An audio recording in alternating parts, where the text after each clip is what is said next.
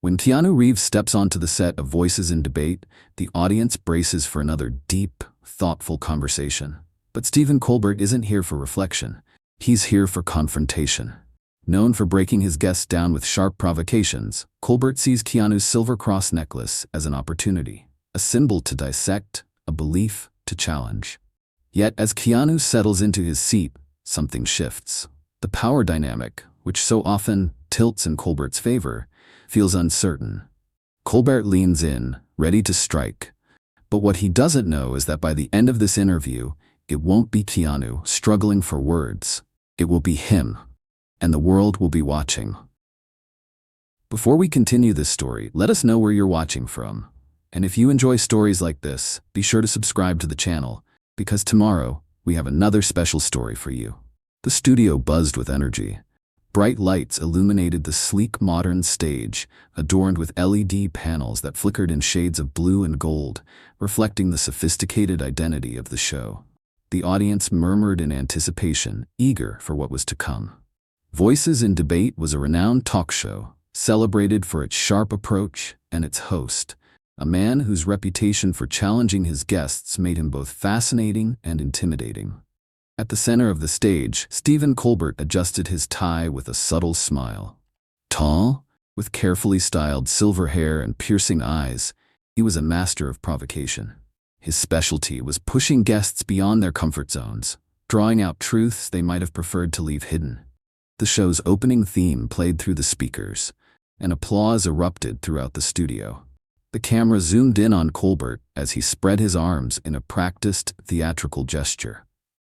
"Ladies and gentlemen, welcome to another edition of Voices in Debate," he declared, his voice rich with confidence, effortlessly commanding the space. The show where we explore truths, deconstruct narratives, and put great minds to the test. The audience responded with enthusiastic applause. Each week, Voices in Debate brought in influential figures, politicians, intellectuals, and celebrities, and challenged them in conversations that often made headlines the next day. But tonight's guest carried a special weight. He wasn't a controversial politician or a scandal-ridden star. He was an icon, beloved, respected, yet shrouded in mystery. Colbert let the suspense linger before continuing. "Our guest tonight is one of the most recognizable faces in Hollywood, a legendary actor admired for his humility and humanity, yet someone who remains intriguingly private. He rarely shares more than necessary, but tonight we aim to go beyond the surface. Ladies and gentlemen, Keanu Reeves." The audience erupted in applause, some even rising to their feet in admiration. The camera shifted to the side of the stage as a dark curtain slowly parted. Keanu emerged with his signature composed stride and an air of quiet presence. Dressed in a sleek black suit without a tie, his shoulder-length hair framed his face. Against the darkness of his attire, a silver cross necklace gleamed under the studio lights. He acknowledged the audience with a small, reserved smile before taking a seat opposite Colbert. Crossing his legs in a relaxed posture, he seemed unfazed by the weight of expectation that filled the room. "Keanu Reeves," Colbert said, leaning slightly forward, his gaze sharp and attentive. "It's a pleasure to have you here." "The pleasure is mine, Stephen," Keanu replied, his voice calm yet steady. The host studied his guest for a brief moment, like a chess player contemplating his first move. "You have a reputation for being one of the nicest guys in Hollywood, a real enigma. Always kind, always discreet, never caught up in scandal. But honestly, Keanu, I believe there's much more to you than people realize." Keanu gave a small, knowing smile, tilting his head slightly. "I think we all have more to us than people realize." Colbert smirked, appreciating the subtle deflection. "That's a very Keanu answer." Laughter rippled through the audience, but Colbert wasn't deterred. He leaned in slightly, eyes flickering to the silver cross around Keanu's neck. "You wear that cross often. Is it just jewelry, or does it mean something deeper to you?" Keanu's fingers instinctively brushed the pendant. He paused, his expression thoughtful. "It has meaning," he said simply. Colbert arched a brow. "Religious meaning?" Keanu's gaze remained steady. "It represents faith, hope, love, things that matter." Colbert exhaled through his nose as if expecting a more elaborate answer. "So, you're a believer?" Keanu met his eyes with quiet confidence. "I believe in kindness. I believe in compassion. I believe that there's more to this world than what we see." The audience was silent, drawn into the moment. Colbert, usually the one in control, found himself searching for his next move. "Well," he finally said, his voice slightly softer, "that's a perspective worth exploring." And just like that, the game had shifted. When Keanu Reeves steps onto the set of Voices in Debate, the audience braces for another deep, thoughtful conversation. But Stephen Colbert isn't here for reflection. He's here for confrontation. Known for breaking his guests down with sharp provocations, Colbert sees Keanu's silver cross necklace as an opportunity, a symbol to dissect, a belief to challenge. Yet as Keanu settles into his seat, something shifts. The power dynamic, which so often tilts in Colbert's favor, feels uncertain. Colbert leans in, ready to strike, but what he doesn't know is that by the end of this interview, it won't be Keanu struggling for words. It will be him, and the world will be watching. Before we continue this story, let us know where you're watching from. And if you enjoy stories like this, be sure to subscribe to the channel, because tomorrow we have another special story for you. The studio buzzed with energy. Bright lights illuminated the sleek, modern stage, adorned with LED panels that flickered in shades of blue and gold, reflecting the sophisticated identity of the show. The audience murmured in anticipation, eager for what was to come. Voices in Debate was a renowned talk show, celebrated for its sharp approach and its host, a man whose reputation for challenging his guests made him both fascinating and intimidating. At the center of the stage, Stephen Colbert adjusted his tie with a subtle smile. Tall, with carefully styled silver hair and piercing eyes, he was a master of provocation. His specialty was pushing guests beyond their comfort zones, drawing out truths they might have preferred to leave hidden. The show's opening theme played through the speakers, and applause erupted throughout the studio. The camera zoomed in on Colbert as he spread his arms in a practiced, theatrical gesture. "Ladies and gentlemen, welcome to another edition of Voices in Debate," he declared, his voice rich with confidence, effortlessly commanding the space. "The show where we explore truths, deconstruct narratives, and put great minds to the test." The audience responded with enthusiastic applause. Each week, Voices in Debate brought in influential figures, politicians, intellectuals, and celebrities, and challenged them in conversations that often made headlines the next day. But tonight's guest carried a special weight. He wasn't a controversial politician or a scandal-ridden star. He was an icon, beloved, respected, yet shrouded in mystery. Colbert let the suspense linger before continuing. "Our guest tonight is one of the most recognizable faces in Hollywood, a legendary actor admired for his humility and humanity, yet someone who remains intriguingly private. He rarely shares more than necessary, but tonight we aim to go beyond the surface. Ladies and gentlemen, Keanu Reeves." The audience erupted in applause, some even rising to their feet in admiration. The camera shifted to the side of the stage as a dark curtain slowly parted. Keanu emerged with his signature composed stride and an air of quiet presence. Dressed in a sleek black suit without a tie, his shoulder-length hair framed his face. Against the darkness of his attire, a silver cross necklace gleamed under the studio lights. He acknowledged the audience with a small, reserved smile before taking a seat opposite Colbert. Crossing his legs in a relaxed posture, he seemed unfazed by the weight of expectation that filled the room. "Keanu Reeves," Colbert said, leaning slightly forward, his gaze sharp and attentive. "It's a pleasure to have you here." "The pleasure is mine, Stephen," Keanu replied, his voice calm yet steady. The host studied his guest for a brief moment, like a chess player contemplating his first move. "You have a reputation for being one of the nicest guys in Hollywood, a real enigma. Always kind, always discreet, never caught up in scandal. But honestly, Keanu, I believe there's much more to you than people realize." Keanu gave a small, knowing smile, tilting his head slightly. "I think we all have more layers than we show the world." "No doubt," Colbert agreed, narrowing his eyes slightly. "And that's exactly what we're here to explore." A brief pause followed, calculated, deliberate. Then, Colbert's gaze flicked subtly to the silver cross resting against Keanu's chest. "Now tell me," he gestured lightly toward the necklace. "You've never been particularly outspoken about religion or faith, but here you are, wearing a very visible Christian symbol." Keanu's expression remained serene, though his fingers instinctively brushed against the cross, an unconscious habit. The studio lights flickered softly as the show returned from the commercial break, the audience still murmuring in anticipation, eager for what would come next. The Voices in Debate logo glowed behind the stage, while Stephen Colbert settled into his seat, wearing a smug smile and the piercing gaze of a man who believed he was in control. This was his favorite part. The moment he dismantled his guests, stripped away their defenses, and forced them into uncomfortable territory. "All right, we're back," he announced, twirling a pen between his fingers in an almost dismissive manner. Then his eyes locked onto Keanu Reeves, like a predator studying its prey. "Before the break, I asked you a simple question, Keanu. What does that necklace mean to you?" The audience fell into silence, some leaning forward in their seats, eager to see how Keanu would handle the pressure. Keanu's fingers brushed against the silver cross, rolling it gently between them. His expression was calm, his demeanor unreadable. "This necklace," he glanced at it, as if weighing his words carefully, "has personal meaning to me." Colbert arched a brow, then let out a short, scoffing laugh. "Personal?" he echoed mockingly. "Oh, come on, Keanu. You're a public figure. Everything you wear, everything you display sends a message." Keanu remained composed, but Colbert could sense the tension brewing beneath his stillness. The host leaned forward slightly, his tone dripping with condescension.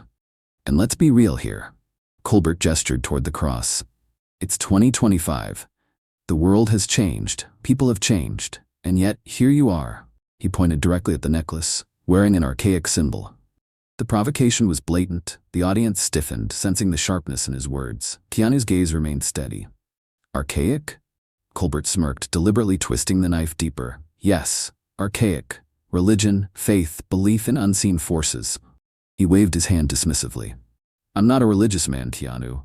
I believe in reason, in progress, and frankly, I find it surprising that someone like you, modern, progressive, intelligent, would still cling to something so outdated." If he said no, he would seem hypocritical for displaying a symbol without standing by it. But once again, Keanu did not fall for it. Instead, he tilted his head slightly, studying the host. Then he spoke. "Are you wearing that expensive watch on your wrist as a statement, Stephen? As a declaration to the world?" A pause, a second too long. The audience laughed. Keanu had flipped the conversation effortlessly. Colbert's jaw tightened for a fraction of a second. The show host was no stranger to heated debates, but this was different. Keanu wasn't getting defensive. He wasn't reacting with frustration or aggression. He was turning Colbert's own tactics against him, and the audience was starting to notice. But Colbert wasn't about to let control slip away. He leaned forward, lowering his voice just enough to sound dangerous. "All right, Keanu. Let's be blunt. In a world of science, evolution, and technology, do you really believe that symbol on your chest still has a place?" The provocation was no longer subtle. It was a direct challenge. The audience held their breath. Keanu's lips parted, ready to respond, and just as he was about to speak, the show's theme music played. A commercial break. Colbert grinned triumphantly, turning to the camera. "We'll be right back, folks. But trust me, this conversation is far from over."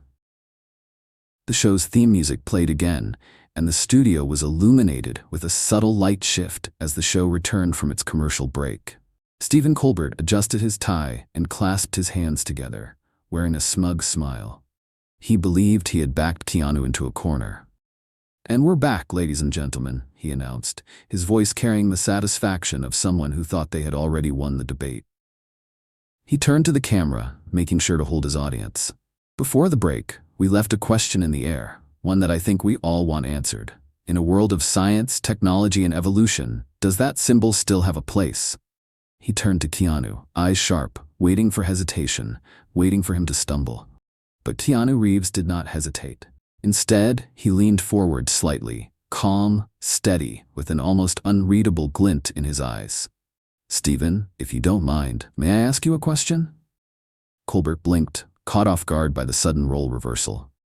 "Oh, by all means," he grinned, though there was a hint of mockery in his tone. Keanu studied him for a moment, then spoke. "What do you believe evolution is?" Colbert squinted slightly, as if trying to detect a trap.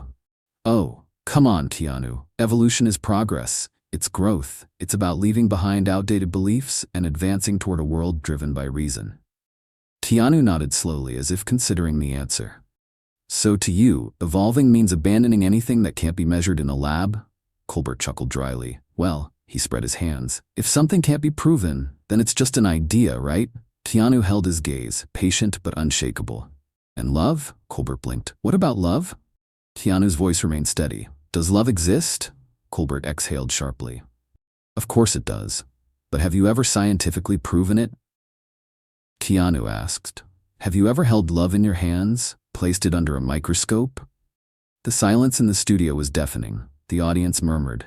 A few people crossed their arms, intrigued by the turn in conversation. Colbert scoffed, but there was a slight edge of nervousness now. I'm not sure I follow. Keanu's eyes didn't waver. Does love have value? Colbert frowned slightly, shifting in his seat. Well, yes, obviously. But you just said that if something can't be scientifically proven, it's just an idea. The audience reacted audibly. Colbert's expression shifted for the briefest moment. He realized where Keanu was leading him. Oh, no. Colbert waved a hand, laughing without humor. You are not going to compare religion to love. I'm not comparing them, Keanu said, his tone unwavering. I'm asking you, if something can't be scientifically proven, does that mean it has no value? The audience held their breath. Colbert blinked, momentarily thrown off course. Keanu did not raise his voice, he did not change his expression, but his words carried a weight that filled the studio. Stephen, you talk about faith as if it's a chain that binds people. But what if, for some, it's a bridge? What if, for me, this cross is not about control, but about freedom? Colbert opened his mouth to counter, but Keanu continued before he could interrupt. You brought up wars, persecution. Yes, religion has been misused, twisted into something harmful by people in power. But that doesn't erase the fact that for millions, it is a source of strength, of hope. You believe in progress, in moving forward. But what if faith is part of that progress for some? What if, instead of something archaic, it's something deeply human? Colbert's smug expression had faded. The audience was no longer just watching a debate, they were witnessing a shift in control. Keanu had taken the conversation to a level that was no longer about provocation, but about introspection. And for the first time, Colbert seemed at a loss for words. Keanu sat back slightly, his expression as serene as it had been when he first stepped onto the stage. Colbert cleared his throat, reaching for his water glass. But before he could regain his composure, Keanu spoke once more. You see, Stephen, some things aren't meant to be proven. Some things are meant to be experienced. The studio was silent. Then slowly, the audience began to applaud. Not out of entertainment, but out of something deeper, something that resonated. And for the first time in his career, Stephen Colbert found himself not as the man who controlled the conversation, but as the one who had to rethink his own words. The debate wasn't over. But Keanu Reeves had already won. Keanu's voice remained soft, yet the question hit with the force of a hammer. Do you believe in anything greater than yourself? The audience grew even quieter. The question landed like a punch. Colbert tensed just slightly, but enough for the cameras to catch it. He inhaled, composing himself. We're not here to talk about me. Keanu offered a small, knowing smile. Maybe we should be. The host's eyes darkened. Keanu leaned back in his chair, because when someone reacts with such hostility toward a symbol, it usually means there's something about it that unsettles them. Colbert's jaw clenched. For the first time that night, Stephen Colbert was on the defensive, and the audience noticed. The studio was silent. The audience was entirely absorbed in the verbal battle unfolding before them. Stephen Colbert was uncomfortable. He knew that for the first time in a long time, he was not in control of the conversation, and that infuriated him. He took a slow breath, leaning back in his chair, trying to regain his composure, but his eyes now held a dangerous glint. He couldn't afford to lose this debate. All right, Keanu. Colbert forced a smile, but now there was undeniable venom in his tone. You've spoken eloquently about humility, about compassion, about how the cross represents freedom, not control. Then he leaned forward, his stare piercing. But tell me this, what about all the people who have suffered under that very symbol? What about those who were judged, condemned, and divided in its name? You wear that cross on your chest, but do you understand the weight it carries? The audience held their breath. Keanu didn't flinch. He didn't shift in his seat. Instead, he smiled faintly. You talk as if the symbol itself is to blame, Stephen. Colbert narrowed his eyes. Isn't it? Keanu exhaled slowly, his fingers once again brushing over the silver cross. If one person uses a hammer to build a home, and another person uses the same hammer to break windows, is it the hammer's fault or the person holding it? The audience murmured, visibly impressed. Colbert's expression darkened. That's a convenient metaphor, Keanu. He shook his head. But we're talking about reality, about history, Christianity, religion. They've been responsible for countless wars, oppression, discrimination. People have suffered in its name. And yet you sit here wearing that cross like it's just a decoration. Keanu did not react. Instead, he tilted his head slightly, studying Colbert. Then he asked, Stephen, do you believe in justice? Colbert frowned. Of course I do. Keanu nodded thoughtfully. And yet, how many injustices have been committed in the name of justice? A pause. The audience stirred. Colbert blinked. What are you getting at? Keanu's voice remained measured, steady, unwavering. People have done terrible things in the name of justice, but that doesn't mean justice itself is evil. It means people can corrupt even the purest ideals. He let that sink in before continuing. The same goes for faith. Colbert's jaw tightened. Keanu leaned forward slightly, his gaze unwavering. If people have used faith as a weapon, that's not a failure of faith. It's a failure of those people. You blame the cross, but you ignore the hands that held it. The audience let out a hushed, collective murmur. Keanu's words landed like a strike of thunder. Colbert forced a laugh. So you're saying faith is innocent? That religion bears no responsibility for the damage it has caused? Keanu shook his head. I'm saying faith is like fire. It can warm a home or it can burn it down. But fire itself is neither good nor evil. It depends on how people use it. Another pause. Colbert clenched his jaw. He could feel the tide turning against him. For the first time, he didn't have a sharp rebuttal. Keanu watched him carefully. Then softly, he said, maybe the real question isn't about what faith has done. Maybe the real question is, why does it bother you so much? A direct hit. The audience stiffened. Colbert's expression faltered, just for a second. Excuse me? Keanu's eyes held steady. You speak with such passion against faith, Stephen. But passion like that usually comes from experience. So I have to ask, what happened? The audience was completely silent. Some exchanged glances, intrigued by the shift in conversation. Colbert's fingers twitched against the armrest of his chair. For the first time, it seemed like the great Stephen Colbert was at a loss for words. Keanu leaned back, waiting. Not pressing, not forcing, just waiting. Colbert opened his mouth, closed it. A flicker of something crossed his face, too quick for most to catch, but Keanu saw it. And in that moment, the audience knew. This wasn't just a debate anymore. It was something deeper. Something personal. The cameras kept rolling. The world was watching, and for the first time in his career, Stephen Colbert wasn't sure what to say next. Keanu didn't break eye contact. You keep attacking faith, Stephen, but have you ever asked yourself why? Why does the idea of belief make you so uncomfortable? The studio was dead silent. Not the usual expectant kind of silence, but a heavy, charged stillness that settled thick in the air, almost suffocating. For the first time all night, Stephen Colbert was on the defensive, and the audience noticed. Stephen Colbert, the man who had built his career by dominating conversations, by reducing guests to contradictions and uncertainties, was now the one scrambling to maintain control, and he despised it. Keanu Reeves had flipped the narrative. The audience could feel it. Colbert could feel it, but he wasn't about to admit it. He forced a chuckle, straightened his tie, and leaned back slightly in his chair as if to create the illusion of control. You're clever, Keanu, I'll give you that. His voice was even, but his fingers gripped the armrest just a little too tightly. Turning the question back on me. Nice move. But let's not pretend this is about me. Keanu's face remained unreadable, his presence composed as if he had all the time in the world. Isn't it, though? Colbert scoffed, shaking his head. I'm not the one sitting here wearing a religious symbol.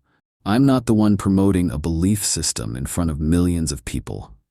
Keanu raised an eyebrow. Promoting? Colbert gestured toward the cross hanging from Keanu's neck. Call it what you want, but when someone like you, An influential public figure walks onto a stage wearing something like that, it sends a message. Whether you admit it or not, you're endorsing something. Keanu tilted his head slightly. So if someone wears a rainbow flag, are they endorsing something? The audience shifted. It was a simple question, but its weight settled over the room. Colbert hesitated for just a fraction of a second, too brief for most to notice, but Keanu noticed. Well, Colbert recovered quickly. That's different. A rainbow flag represents inclusivity, equality. And you don't think faith can? Keanu's voice was steady, his words clear and deliberate. The audience leaned in. Colbert's jaw tightened. Faith has been used to exclude people, Keanu, to justify hate. You can't deny that. Keanu nodded slowly. And so have governments. So have ideologies. So has science. Nearly every belief system in history has been weaponized at some point. Yet we don't erase them entirely. We refine them. We learn. We grow. So why is faith the only thing you think should be erased? The tension deepened. The audience felt the shift. Stephen Colbert was losing ground, and for the first time tonight, he knew it. He needed to take back control. All right, let's skip the philosophy and get real here. He leaned forward, his voice sharpening. Do you really believe in this modern world with all the knowledge, all the advancements we've made, that people still need faith? Keanu didn't hesitate. Yes. A simple, firm answer. Colbert's eyes narrowed. Why? Keanu took a slow breath, choosing his words carefully. Because logic alone doesn't fill the human soul. The audience stilled. Keanu continued, his voice calm yet unshakable. We live in an age of information. We can explain the stars, cure diseases, connect with anyone anywhere in an instant. But people are lonelier than ever. More anxious, more lost. The answers we've found don't replace the meaning we seek. Colbert leaned back slightly, his face unreadable. So you're saying faith gives people meaning? Keanu nodded. For some, yes. For me, yes. And I think that's something worth respecting, even if it's not for you. Colbert exhaled sharply, shaking his head. Respecting.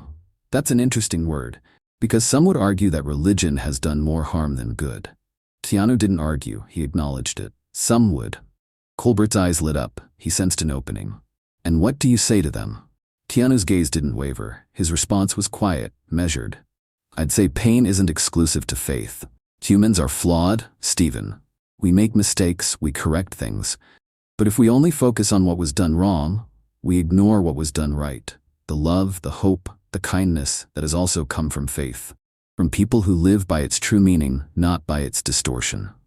The studio was dead silent. For the first time, Colbert had nothing to say. His lips pressed into a thin line. The moment stretched, and the audience knew it. Stephen Colbert had lost. For the first time in a long time, Stephen Colbert had no comeback. He had lost. The weight of silence in the studio was unlike anything before. Once the commanding force of every conversation, Colbert now sat across from Keanu Reeves, visibly outmaneuvered. For the first time in his career, he had nothing to say, and the audience felt it.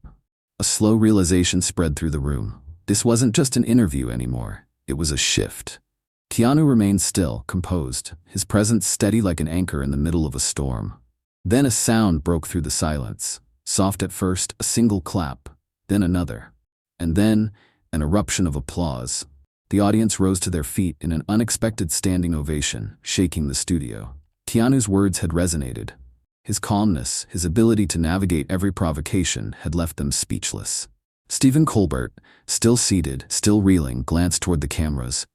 He could already see the headlines forming in real time. He had lost, and he knew it. Colbert forced a thin smile, his ego fighting to maintain some semblance of control.